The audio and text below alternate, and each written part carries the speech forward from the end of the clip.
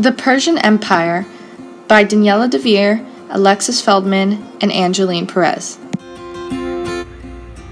Let's start with the Persian Empire, which became the model for pretty much all land-based empires throughout the world, except for, wait for it, the Mongols. Much of what we know about the Persians and their empire comes from an outsider writing about them, which is something we now call history. And one of the first true historians was Herodotus, whose famous book, The Persian Wars, talks about the Persians quite a bit. Now, the fact that Herodotus was Greek is important because it introduces us to the idea of historical bias, but more on that in a second. The name Persia comes from Persis, a region close to the Persian Gulf in the province of Pars. Cyrus the Great came from this region, and it is from there where he began his campaigns to unite all other of the regions in the Iranian Peninsula to create the Persian Empire. Therefore, whoever refers to themselves as Persian is either from the Pars province or are either associating themselves with the Persian name, when in fact they should be calling themselves Iranian. Cyrus II ruled from 600 BCE to 529 BCE. Cyrus II was known as the father of the Iranian nation. Cyrus is the first world leader referred to as the Great. Cyrus the Great founded the world's first empire. As well, he founded the Achaemenid Empire. He defeated the Median dynasty and united the Medes with the Persians. Darius I was best known as one of the rulers of the Persian Empire. He tried multiple times to conquer Athens, but he was unsuccessful. In his first attempt, he came up with the idea to design a fleet of ships, which its purpose would serve as defeating Athens.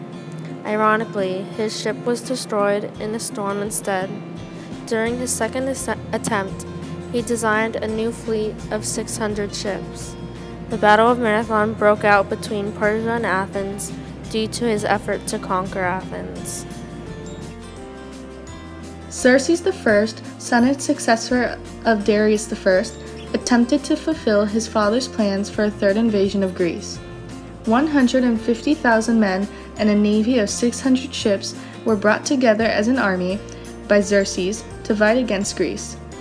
A bridge of ships were built across the Hellespont to prevent a shipwreck near Mount Athos. His army reached Macedonia in the northern section of Greece. Although the Persian Empire is known for conquering many cities, they were actually quite peaceful and traded with other cities often. They did not threaten any of their cities by using torture methods or terror-like acts, like the other empires did. The cities the Persians had conquered had the ability to rebuild their government quickly into their own government. As you can see, the upper or highest class in the Persian social hierarchy is the king and the royal family. From then on, it goes priests, aristocracy, military people, traders, craftsmen, peasants, and slaves. The classes were determined by wealth, power, place of birth, and/or race. Cyrus's son, Cambyses, conquered territories in Egypt to continue his father's line of work. However, Darius I, being Cambyses' successor, conquered western India. Later on, Darius I succeeded by his own son, Xerxes I. Xerxes tried to invade Greece in 480 BCE, but the invasion was very unsuccessful. Because all of these leaders ruled by a monarchy or an oligarchy, they are written in history as leaders that led a peaceful rule and did lots of large-scale trading in most of the Middle East. The Persian Empire had one extensive road system following another system of trade routes. These roads were maintained by the government to encourage trade. One of Darius I's greatest accomplishments was when he finished creating a canal from the Nile to the Red Sea to allow more seaborne trades. In doing this, it connected the Arabian Sea to the Persian Gulf, which had access to Egypt. Imports included jewels, gemstones, and spices. Exports included gold, silk, and more. Zoroaster Zoroastrianism was the main religion that the Persians followed. It was a monotheistic pre-Islamic religion of Persia, founded by Zoroaster in the 6th century BCE. Zoroastrianism was a very ethical religion. It was believed that humans could make either good or evil choices, and by that choice would determine their own fate after death. The formative principle of Persian art includes a choice of subjects from nature and cannot be simplified. These patterns are seen as almost unrecognizable. During the 3rd and 4th millennium, the Persians seem to have been influenced by Mesopotamian styles or influences. The Achaemenids of Persia were influenced by Greeks and Egyptians. Their style is said to have evolved into a monumental style that is used for massive architectural complexes. Persian farmers grew wheat, barley, olives, and wine. They raised or domesticated cattle, goats, and sheep. Hunting and fishing was also an important source of food for them. Jobs in the Persian Empire included slaves, traders, laborers, farmers, and soldiers in the military. Once you were born into a job, it was hard to switch. Most workers were usually paid in wine and grain. Skilled laborers were paid more than unskilled laborers. However, all were employed by the government to work buildings, roads, bridges, and more. Traders brought gold, bronze, and silk, as well as other things similar to that, into the region.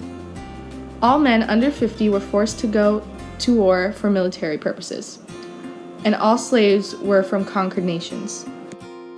Another very important job in the Persian Empire was a satrap.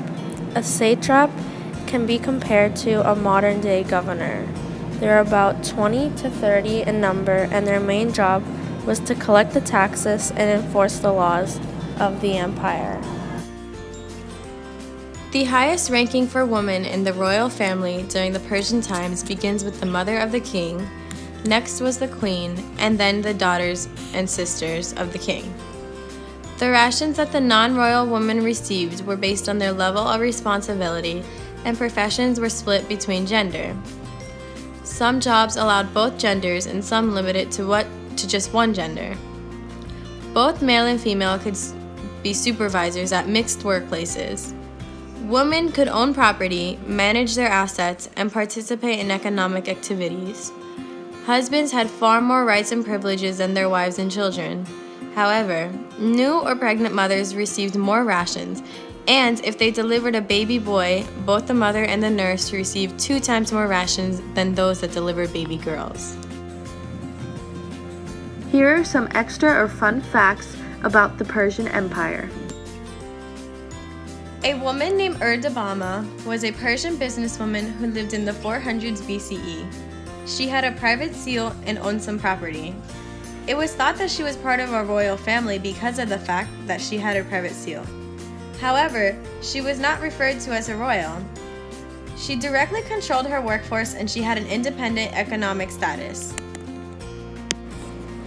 The Persians were the first to keep a charter for human rights.